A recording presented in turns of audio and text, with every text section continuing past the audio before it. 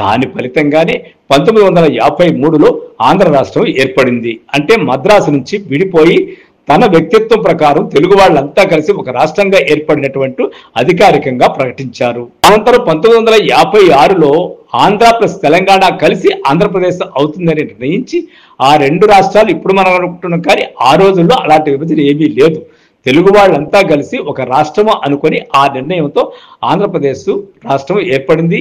దానికి మొట్టమొదటగా టంగుటూరి ప్రకాశం పంతులు నాయకత్వం వహించాడు కూడా. ఈ యొక్క రాష్ట్ర విభజన కోసం పోరాడినటువంటి వాళ్ళలో చాలా మంది ప్రముఖులు ఉన్నారు. వారిలో ఉపేంద్రనాథ్ బ్రహ్మచారి, ఈయన గుంటూరు ప్రాంతంలో ఉద్యమ నేత. కాశీనాథుని నాగేశ్వరరావు పంతులైతే ఇప్పటి ఒక పక్ష మీడియా ప్రచారం లాగా కాకుండా ఆ రోజుల్లో జాతీయ ఉద్యమానికి ఎంత ప్రాధాన్యత ఇచ్చాడో అదేవిధంగా రాష్ట్ర విభజన కూడా అంతే ప్రాధాన్యత ఇచ్చి పత్రిక నడిపినటువంటి వాడు కాశీనాథుని నాగేశ్వరరావు పంతులు. ఆయన నడిపినటువంటి ప్రసిద్ధ పత్రికే ఆంధ్రపత్రిక. ముఖ్య ఉద్యమాలు ఆ కాలంలోనే జరిగాయి. అంటే ఆంధ్ర రాష్ట్ర విభజన కోసం ఉద్యమాలు అన్నీ కూడా 1947 తర్వాత దాదాపు అప్పుడే జరిగాయని చెప్పాలి.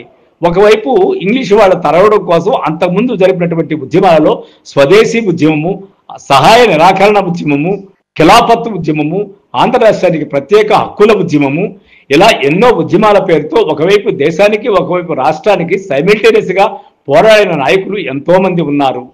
ఇక ముగింపుగా చెప్పుకోవాలంటే ఆంధ్ర ప్రాంతము స్వాతంత్ర ఉద్యమంలో విశేషమైన పాత్ర పోషించింది. జాతీయ నాయకులతో పాటు స్థానిక నాయకులు కూడా ప్రజలకు స్ఫూర్తిగా నిలిచారు. ఈ త్యాగాల వల్లే మనం స్వతంత్ర భారతంలో జీవిస్తున్నాము అనుకుంటూ ఉన్నప్పటికీ మా రాష్ట్రము అంటే తమిళ నుంచి విడిపోవలసినటువంటి మా రాష్ట్రం మాకివ్వండి అనే యొక్క ఉద్యమము, ఆ కోరిక కూడా, ఆ వాంఛ కూడా ప్రజల నుంచి నాయకుల వరకు విపరీతంగా వ్యాపించడంతో ఆ ఉద్యమం జరిగి ఆంధ్రప్రదేశ్ రాష్ట్రము ఏర్పడింది.